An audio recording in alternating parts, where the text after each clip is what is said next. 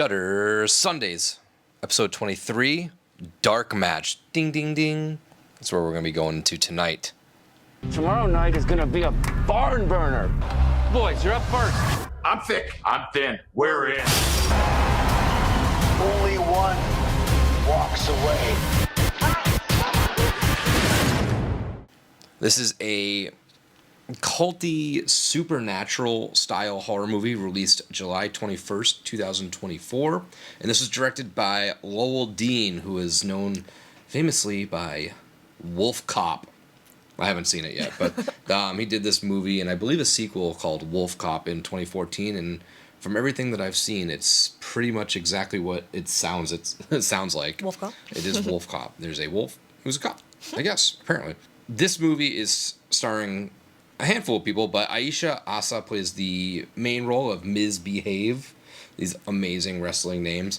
You have Stephen Ogg, who played Mean Jolene, who I believe he was in The Walking Dead. He played Simon in a lot of those, and he was also the Trevor Phillips for Grand Theft Auto in the video game series. Huh. Once you see That's the picture of him, it's very resemblant to him. But this also had a couple other people, but most notably Chris Jericho, the Ayatollah of a rock and rolla. You just made the list. He was playing the leader or the prophet. His wrestling name was the prophet, but once he was in the cult, it kind of turned into the leader as his persona. So why don't you go over a quick little synopsis of Dark Match? So, the members of independent wrestling company SAW find themselves in a rural town swarming with occultists after their grimy promoter, Rusty, books them a dark match with a hefty $50,000 price tag and their life. The ratings, Shudder Skull rating. What do you think Dark Match is getting on the Shudder Skull rating? I'm going to go out on a whim here. Yeah? A 4 out of 5. Wouldn't you know it?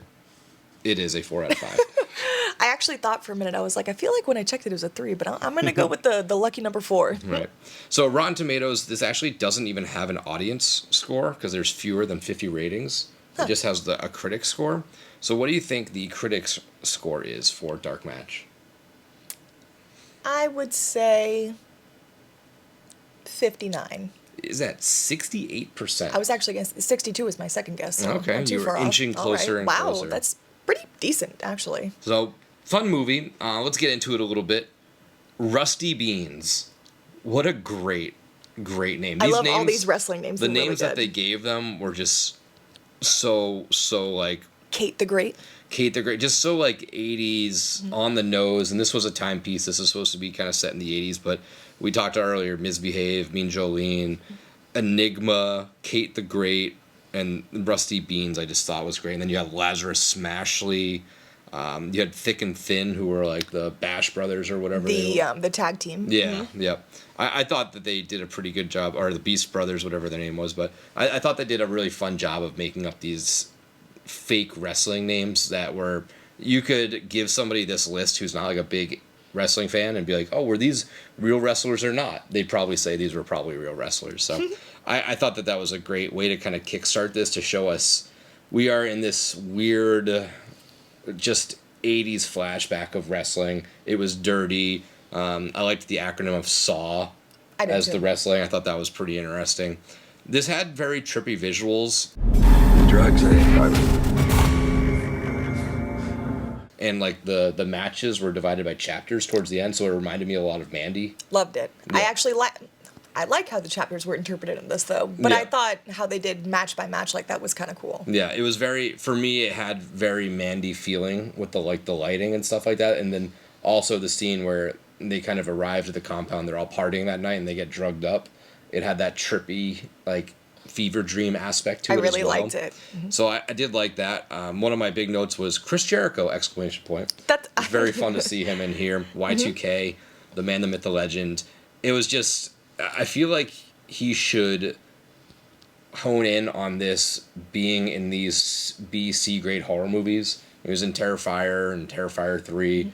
Now with Dark Match, I feel like there's a love of horror from his side.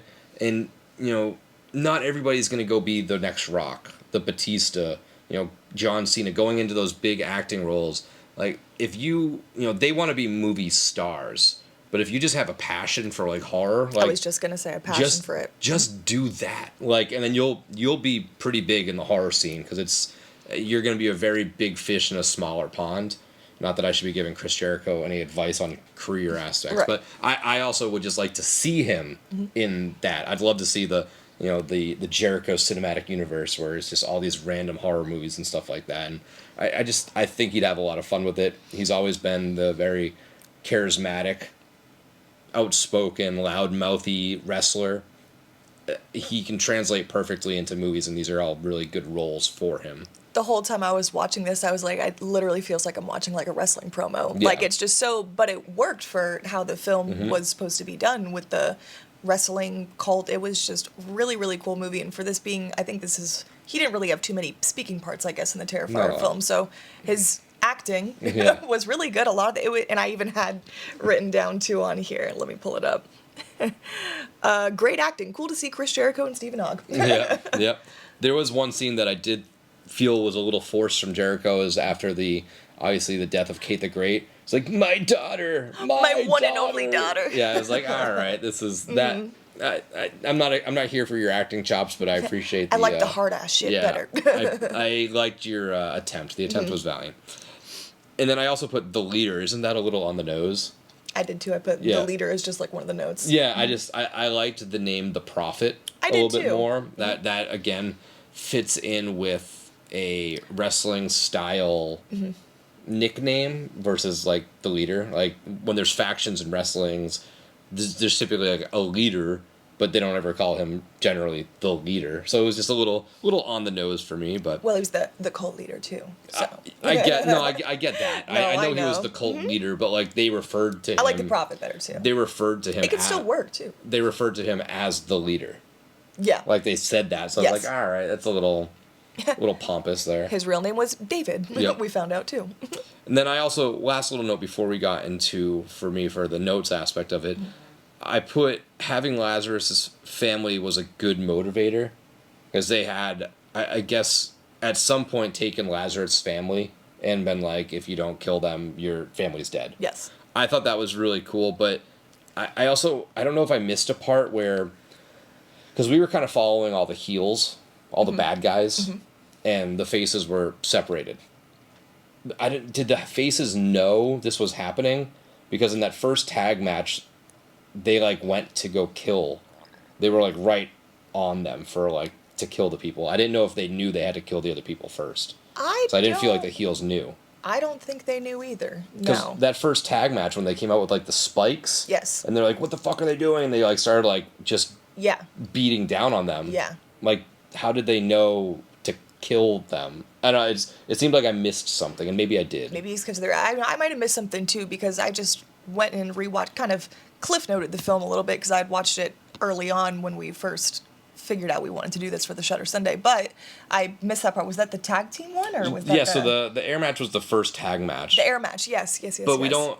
Oh, the girls with Nikki and No, that was the Misbehave second match. there was the I mean, at water that match. point- Which one was the air match then? It was the tornado match. They had the fan in the middle of the ring. The tag match. Oh yes, It was a tag tornado yes. match. I think that was the only one I didn't like completely Yeah, focus but from on. our perspective, or from my perspective at least, we followed the heels. So like we went into the ring still thinking this was like a show, just a normal weird kind of wrestling show. And even then they're like, all right, we'll just kind of play the hits. They don't know, whatever. And then the other tag team like was attacking them viciously, like punching them. Like it seemed like they knew to kill them. The other tag team, right? Yeah. Knew to kill The ones we were following, the bad the guys. SAW. Yes. Yes. So I think that the whole town is the cult, so I think they obviously knew about it and they were in the cult and they knew that they had to make the first sacrifices. I thought I figured all the wrestlers were all SAW. It wasn't like cult wrestlers versus SAW. It was all SAW. Oh, because I thought the tag team match, the other two people that they went against was not in the SAW. Maybe it was. This was... No, we should have paid a little more attention on that part.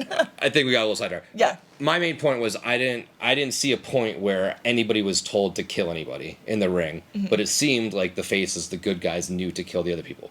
Obviously, Kate the Great knows about this because she's Correct. the daughter. Yes. So that part made sense. But having the first tag match going on, it just seemed like people didn't really know. I didn't know. So that was kind of weird. Gotcha. Any other notes before we get into our topics? No, not too much. The matches, we'll probably go over it a little bit too, but I thought it was fun. It was the water, earth, air, fire, inferno, and then the spirit match, which I thought the spirit match was a fun inclusion to all those things. A little bit different. So so let's jump in. Let's get into our good. What did you have for good for Dark Match? Overall, I'm not as big of a wrestling fan as Nick is, but I do enjoy it. I thought this was a really fun, unique take on horror that we don't see too often, and I think it worked really well. I really enjoyed how you were saying it was similar to Mandy. Personally, I liked how this was done a little bit better, I guess, in that sense, with the 80s psychedelic trip, kind of those neon lights and like the kind of middle shots where it was showing kind of like on a 35 millimeter camera. It was like the different like little found footagey kind of snuff film is what they kept calling it. Clips in between. I really like that. Yeah. Okay. Oh, I thought you were okay. Yep. I put this was a fun concept. This is a really bizarre thing. Like, hey, let's make a horror wrestling movie where it's culty and there's the devil in the end. Like, it was just a very bizarre concept, but it like weirdly worked. It did. And I feel like horror and wrestling, they don't go hand in hand, but the communities I think overlap a lot. I do think there's love for both on both sides of the fence. So it was really cool seeing that brought in. I put there was interesting kills and like torture. Like the match styles at least were like you were just talking about. I really liked the matches, how there was 4 matches based off of different elements, and there was kind of like a play on words. You know, the air match was a tag tornado match, which technically a tag tornado match is both everybody's in the ring. You don't need a tag in or a tag out. That's what a tornado match is. See, I would have never known. So that's why the little circle with the fan that made sense. That was cool. The fire, which is funny because they call it an inferno match. Which actually were real matches back in the day. I was gonna say I feel like I've heard very gimmicky, but back in the day, like Undertaker and Kane would have inferno matches, and literally to win you had to light your opponent on fire. That's the scene in this movie was insane. Stephen Ogg did such a good job of being so absolutely fucking mortified that his friend was lit on fire. They were like, and like immediately somebody too. Fucking put him. I know, right? And he just fell into. That was like the worst match. Like he hit into the ring and they like hit him with the flamethrower. Yeah, it was like and they were like, somebody put him out, and the camera guy's like, gotta keep rolling. I guess Bill's that was get paid. Intense. But yeah, so we had that one, and then you had the Earth match, which I was kind of surprised the way they did it because they just put a pile of dirt with glass. But we've had buried alive matches, like in wrestling. Like, those are real matches as well. Okay. Like, you literally get thrown into a hole, and they, crazy. Like, bury you. It's bizarre. And then, what was the spirit match? What was that one? The cage match? And I just watched it, too. It was 2-minute blackout is what they had described it as before. It's going to be a 2-minute blackout. Okay. And then it was the cage match, yes. Okay, so yeah, kind of into the cage match a little bit. All right, so, but either way, I liked the match styles. I thought that was really fun. Children, 5 matches. Grabbing the talent. 5 offerings. And I did like that they got wrestling right. Back in the day, back in the 80s, the practice of the faces driving together and the heels driving together was a true thing. See, inform me here. Sorry to cut you off. Heels are bad guys. Faces are good people. Faces are good guys. All right. The wrestling jargon. No, this is perfect. But I'm glad you know. Back in the 80s, they would keep you separated because here's another wrestling term: kayfabe. Go ahead. Kayfabe is like the belief, keeping that alive. Nowadays, kayfabe is hard to keep up because of the internet and people are friends. So like. Nowadays it's sort of broken, but back in the day, like, you swore like these two guys hated each other. You would never see them with each other. It was a lot easier because you didn't have people, on social media traveling. So back in the day, you would travel separately. You would be in separate rooms, and when you showed up to the match is when you would have the match. Ah, okay. So kayfabe is the overall blanket of belief around wrestling.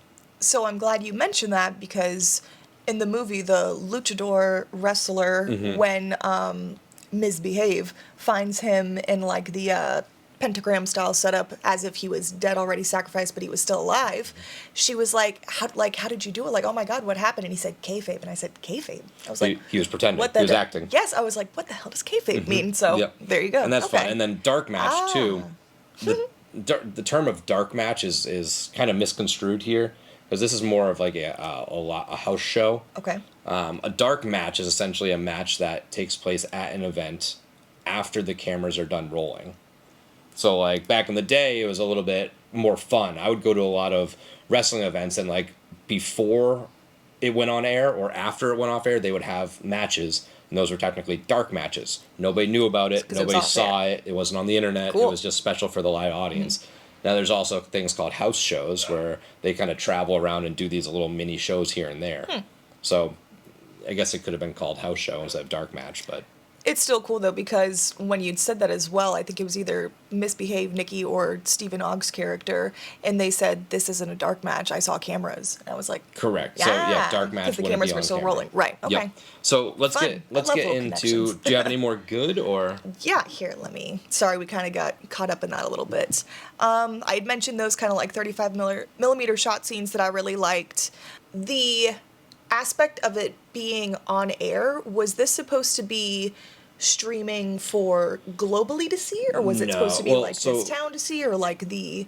Because I know it's supposed to be kind of like the 80s style. Correct. So this is the 80s. My interpretation is he's just putting these onto VHSs and selling them on the dark web. I was just going to say, because they were talking about making the snuff film kind of thing, and then towards the end of the movie, he finds the VHS with the match with the tag team match with the Torture Twins or whatever and stuff like that, and he like destroys it. So that makes sense, because I was wondering, I was like, I kind of like it if it's him filming all this to put into like a tape for a snuff film, which is what they kept talking about. So that makes sense. I like that, and I think that's cool. They mentioned throughout the movie too, like there's a lot of money in this business. So the snuff industry was a big thing. So was that was part of your good? Yes, I like that. Okay. Yeah. Mm-hmm. Any other good before we get to the bad?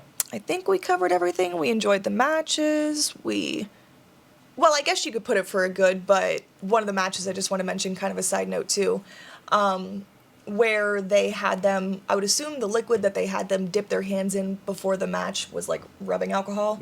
Glue. Or glue. Was it glue? Glue to stick the glass to their hands. Glue, and then glass, shove their hands in glass, and then salt, it looked like, and then made them fight. And oh my God, that was a crazy scene too. This movie... That was with Enigma. That was with Enigma, yes. A lot of these, like, the horror elements in this were really good. The special effects were really good. Mm-hmm. It was all practical. It was all practical. Well, even better. The practical effects, I correct myself, were really, really good. That makes more sense, honestly. Yeah. But, yeah, everything, yeah. Oh, all right, so let's get into the bad. What did you have for the bad?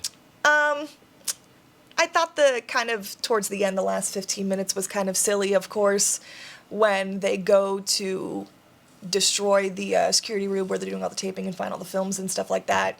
He blows everyone's head off, and then it's Enigma, right? The luchador? Luchador, is Enigma. Yes, I'm sorry. Enigma. And then the other lady was like, oh, I'll stop it right now. I can stop it right now. And then she gets on the radio to try and let him know that he's there. He shoots her in the stomach without blowing her head off, and then she's there acting like and then she gets up, and all of a sudden she becomes the savior for this thing because he didn't want to kill her and shoot her head off, so that kind of annoyed me too. And I feel like the ending of this didn't ruin it for me, but kind of changed the parameter of the way it was going. It got more... took a hard turn. It did take a hard turn.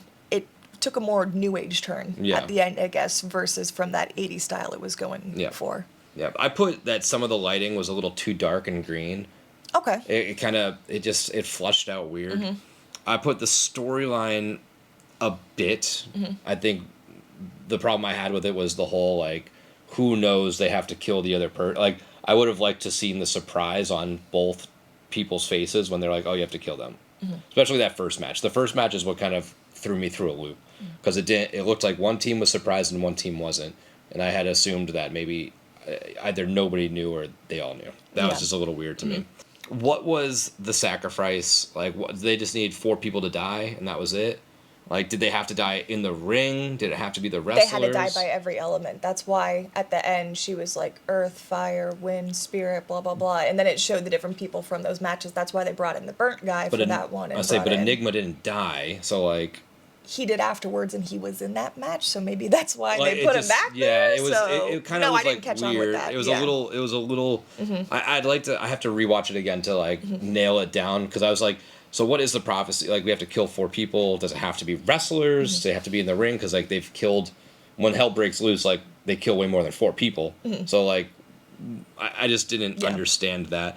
Like I didn't understand like why it didn't work when because Jericho was killed in the ring. So like, was he part of the sacrifice then too? Like they showed him. So yeah, so he died and then He was the spirit. Yeah. I'm So pretty then sure. like, and like why wrestlers?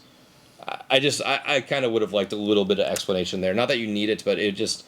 I think about those weird things like that. Stephen Ogg's character had went in before, not in depth, but I wish it went a little bit more. They were like David or the Prophet before he started getting into this new persona. He started getting into the occult and all this kind of stuff and Well, that's stuff why he like kinda that. got So I feel blacklisted like from wrestling. Yeah, so I feel like maybe that intertwined a little bit Yeah. with it, and he kind of embodied that for his life. But yeah. And then I put the devil CGI, the little green devil thing. I hate that he was green. It I looked literally weird. said I don't know why they put him to be.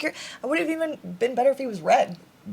That's what you would expect. Red or like just like a dark gray, kind of Yeah. like Krampusy, brownish But style. It was almost like lime greeny. The It green was like, threw me off. It didn't look more. It didn't look bad. It didn't look like a devil as much as just like a creature, like a demon creature. Yes. It didn't scream devil I was to me. thinking to see a very honestly the kind of thing I was picturing was in Longlegs, the devil real the very dark black figure with the horns, which this one had horns too, but it was kind of No, you think when you think devil, you think dark red, big black horns, like hood, like powerful. Like this just seemed like a creature. But that was all I had.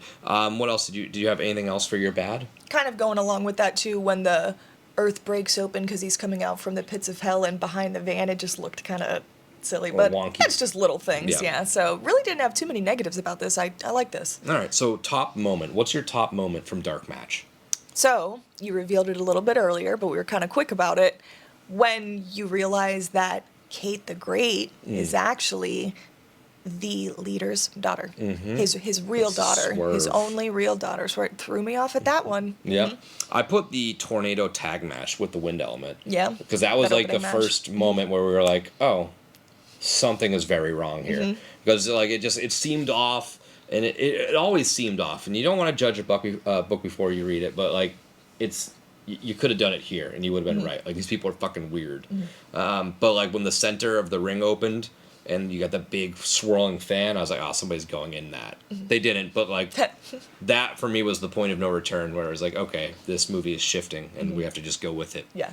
So for what would you change? What would you change for Dark Match?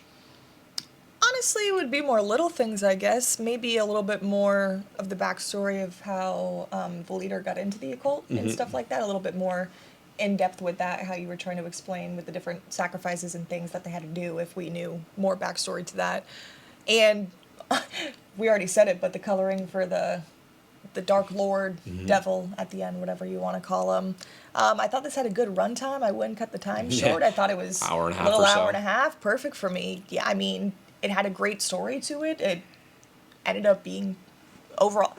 The ending was a little not off-putting and left off for a little bit, but it did leave off for a little bit. I wish they kind of would have showed the big battle scene between Misbehave and the demon, but She's gonna wrestle the devil. she was gonna wrestle the. He said, "Who dare challenge me?" And she's like, "I will." By the way, that actress you had mentioned her name before, pretty badass. I really like her. I don't think I've seen her in other stuff before. No, we didn't really talk too much about them, but She's a great final girl. Yeah, I think she's done more like stunt work than anything. Oh, that's cool. But I did like going back into the good, I guess, before we get into our next thing. But the relationship between Misbehave and Mean Jolene, I thought that the acting there was really good. It was. And it was just such a good little addition to the story that they added. You know, you didn't really necessarily need like a love affair and like this interracial couple going into this like deep South style thing and like them kind of booing.